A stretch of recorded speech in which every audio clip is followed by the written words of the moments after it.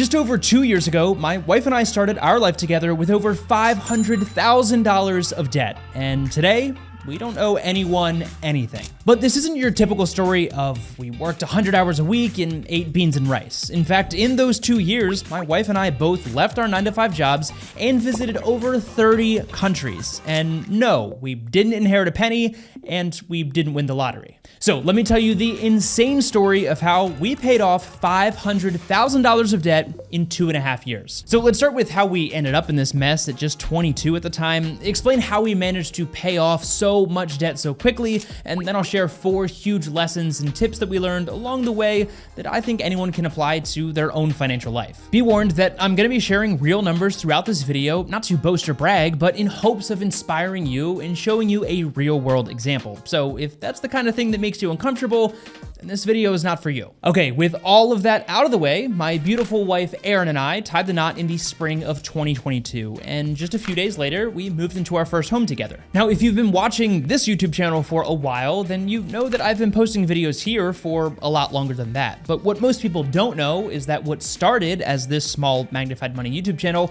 has now turned into a video production business where we run several brand social media platforms, but also work with companies that you've probably heard of before to produce social media ads for their software. And that growing business is part of the reason why we haven't been posting as much on this channel. How that happened is a story for another video, but what you might be thinking at this point is good for you. You turned a side hustle into a business, and that helped you pay off your debt. Not quite. A good income will certainly help accelerate your debt payoff journey, but that's actually not what did the trick for us. And again, we'll get into the specific lessons and tips in a second, but between a $400,000 mortgage in one of the highest interest rate environments in decades, over $60,000 of total student loan debt, and the many expenses that come with getting married and just starting a life with someone, we weren't exactly starting things off in a good financial spot. And as a guy who prided myself on being, at least what I thought at the time, was pretty financially literate, that was a tough pill to swallow. And my wife would be the first to tell you that the first few weeks after moving into the house, we were definitely thinking, what in the world have we done? I'm talking about the debt, of course. Okay, so we were broke 22-year-old newlyweds sitting in an empty house we couldn't afford, thinking we're gonna be halfway to the grave by the time we pay this thing off.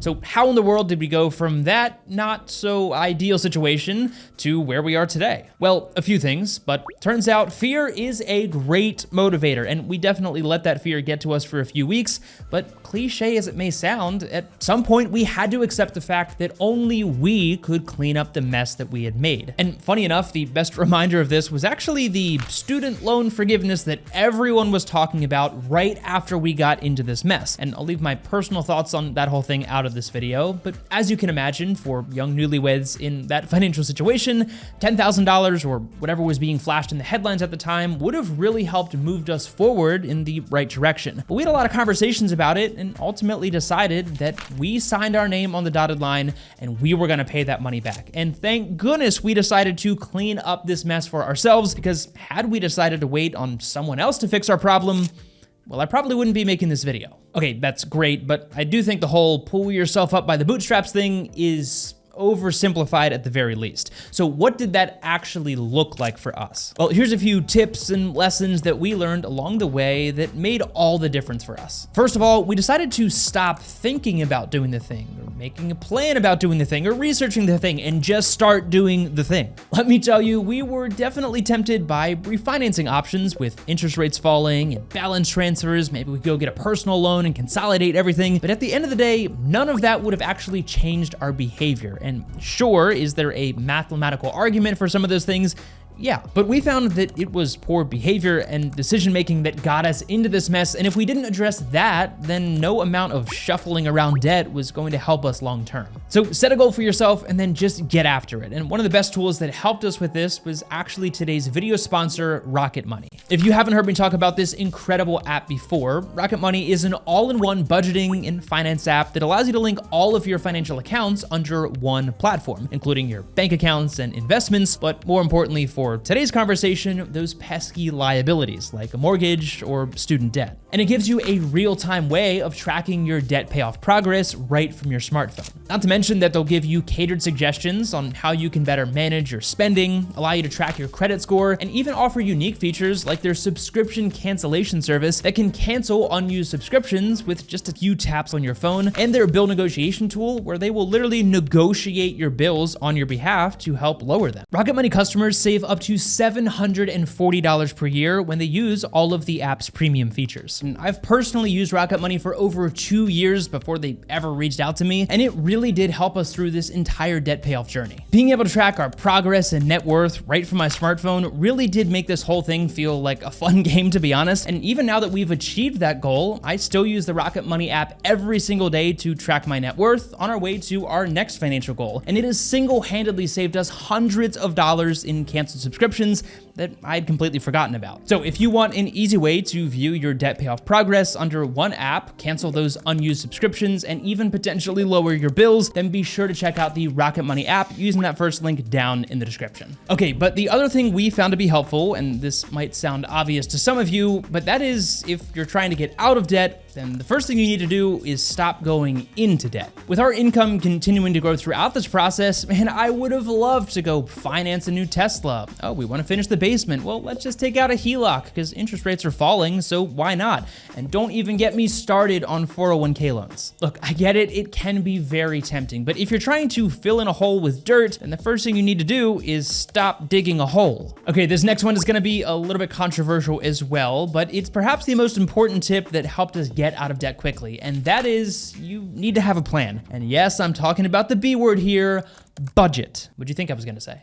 It doesn't need to be anything fancy, and Rocket Money would be a great place to start, but at the very least, you need to know how much money is coming in and where in the world that money is actually going. Look, I get it, not everyone likes budgeting, and a lot of people feel that it's really restrictive, but we actually found that in a lot of ways, it gives you permission to spend money. If you're paying off debt or really working towards any financial goal, then it can be easy to feel like every dollar that you spend somewhere else is a dollar that could have gone towards your debt payoff or whatever your goal is. And technically that is true, but if by creating a budget you are marking money for fun or miscellaneous or whatever the heck you're into, then you're essentially giving yourself permission to spend that money elsewhere, but without feeling bad about not putting every penny towards that financial goal. So if you're not into budgeting, then at least give it a month or two, because once you get the hang of it, it might just change your life. All right, all of that stuff is great, but it's meaningless without this last tip, and this was probably the hardest one for us, and that would be to stick to the plan. Our debt payoff journey was pretty quick, but I can imagine if your debt payoff journey is a little bit longer, then it can be very easy to forget why you're putting yourself through this in the first place. We found that visual reminders were really helpful, so we actually had this fun picture of a house hanging on our wall with a bunch of balloons, and each time we put another $2,000 towards our debt, or specifically our house,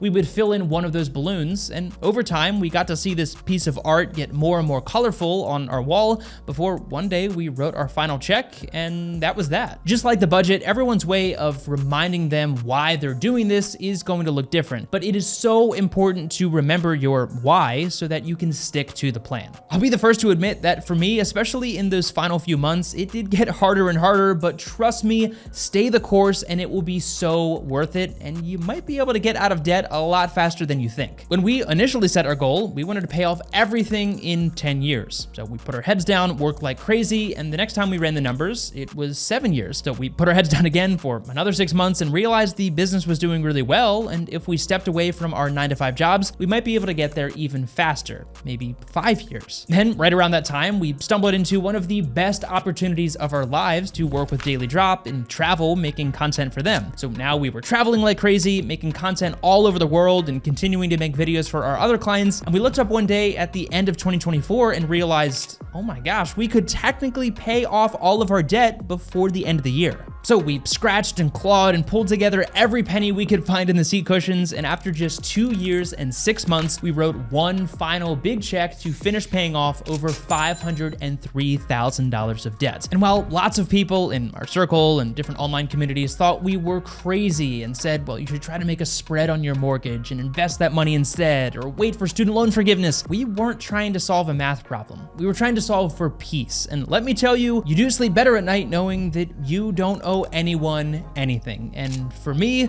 well, you can't really put a price tag on that kind of piece. So yeah, that's our story. Hopefully you found it to be inspirational in some way. And I know this was a pretty extreme timeline especially, but whether it takes you 5 years or 7 years or 10 years or whatever it is, if you're on your own debt payoff journey right now, you've got this. Again, be sure to check out the Rocket Money app using that first link down in the description. And as always, thank you so much for watching, and we'll see you in the next video.